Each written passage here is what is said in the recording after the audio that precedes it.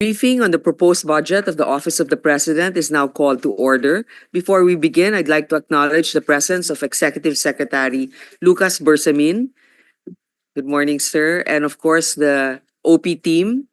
And for orderly procedure, we will first ask the Office of the President to present their budget, after which we will open the floor for questions, beginning, of course, with the leadership. And then in order of arrival, may I ask the committee secretary to please read the names of our resource persons present. Thank you, Madam Chair. Good morning, Your Honors, and to all our guests. Allow me to introduce our resource persons present in today's budget briefing. From the Office of the President, Executive Secretary Lucas P. Bersamin, Deputy Executive Secretary Annalisa G. Logan, Deputy Executive Secretary Amante A. Liberato, Deputy Executive Secretary Alexander Flores, Undersecretary Al-Azri Muhammad Sali, Assistant Executive Secretary Cynthia A. Vergara, Assistant Executive Secretary Neil Vincent Bainto, Assistant Secretary Gabriel Lorenzo Ignacio, and Executive Director Ernesto C. Torres Jr. We also have representatives from the Commission on Audit, Supervising Auditor Joey I. Bernardino, and from the DBM, Acting Director Lulu Vispo. That is all, Your Honor. Thank you.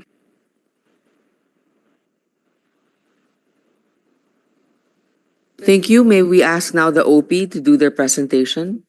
Should you have any? May I read an opening statement? Yes, of course, Executive Secretary. Go ahead, please. Madam Chair and the honorable members of this committee, the Office of the President is privileged to present, explain, and seek your support for our proposed budget for fiscal year 2025. More than the need to comply with the legal requirement to present our proposed budget before a co-equal branch upon which the power to appropriate is conferred by the Constitution, our presence here manifests the President's commitment to work closely with the Senate in upholding our mutual objective of promoting the welfare of our people and the country's national interests. Your Honors, the President values the cooperation between our branches in the fulfillment of our common goal of development. Thus, the Office of the President will fully cooperate with the Congress in its exercise of its constitutional mandate as the keeper of the purse.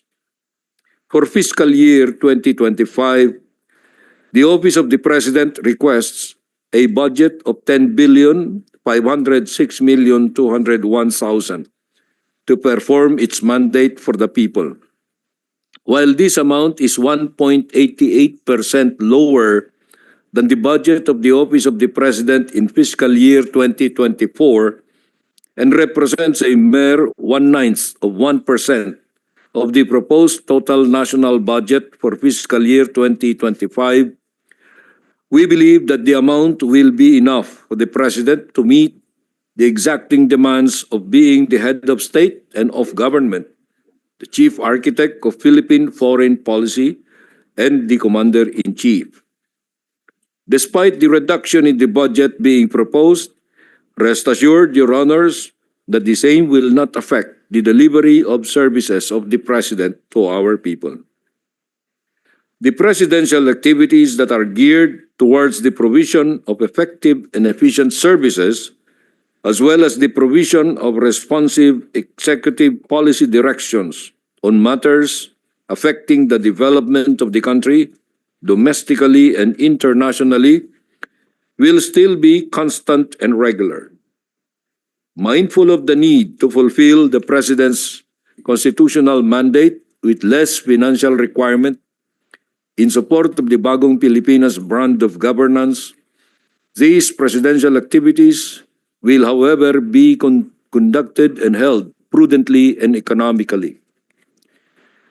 The budget adjustment will still be able to sufficiently accommodate the logistical requirements of honoring invitations from foreign leaders to visit their countries, as well as to carry out diplomatic initiatives which would yield job-creating investments that will hasten support to our post-pandemic economic recovery.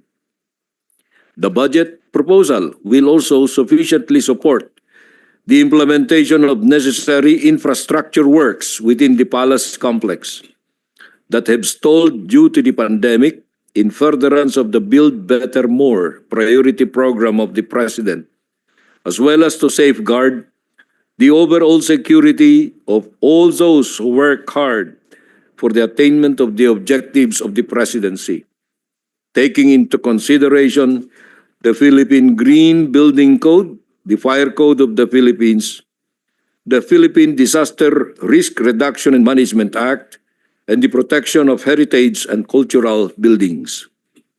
These projects are all implementation ready and shall be completed within the fiscal year in accordance with the cash-based budgeting policy.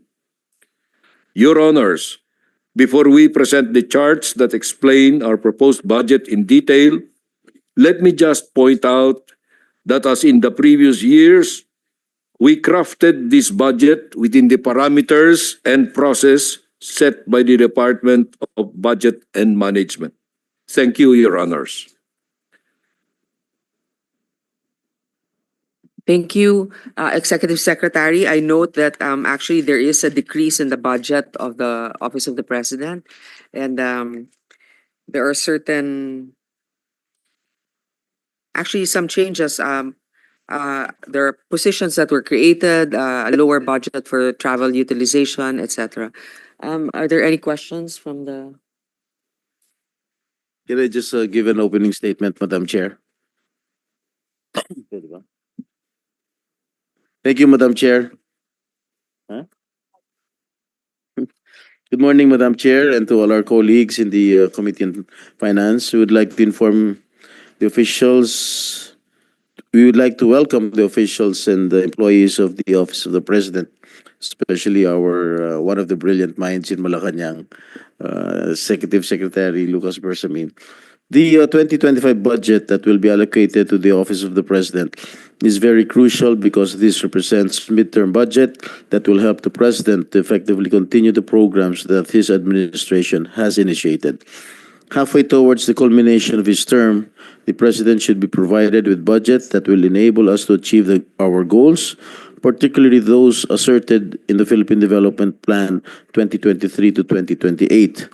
Maraming mga gandang programa ang simulan ng ating Pangulo para sa pagpapaunlad ng ating ekonomiya, agrikultura, kabuhayan, kalusugan at edukasyon.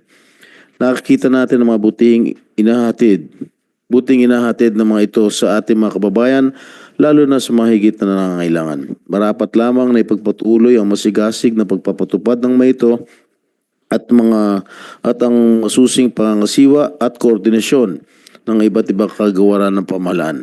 Ang lahat nito ay nakasalalay sa responsableng pagkumpas at pagtitimo ng ating Pangulo at ng kanyang tanggapan. Madam Chair, despite the reduction in next year's post-budget, the Office of the President commits to remain steadfast in delivering its mandate to the Filipino people. In turn, it is our duty to support this commitment by approving the budget that will be the instrument for achieving our national goals. We trust in the transparent and accountable stewardship of public funds by the Office of the President. In the spirit of extending parliamentary courtesy to the head of a co-equal branch of the government, I move that we terminate the briefing on the proposed 2025 budget of the Office of the President and that it be deemed submitted to plenary. I so move, Madam Chair. Madam Chair, I second the motion of our Senate Pro Tem. Before we close the budget, I would just like to acknowledge and thank also the OP.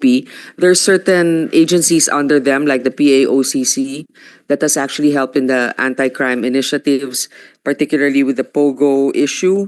And also now that the creation of, the President has created the new Presidential Office for Child Protection. And I think it's high time for that. And many of us are very grateful to protect our children, the most vulnerable in society. So thank you to the Office of the President and also to our Executive Secretary. And with that, I move that the budget of the Office of the President be deemed submitted. This briefing is now suspended. Thank you. Thank you, Madam Chairman, members. kontra.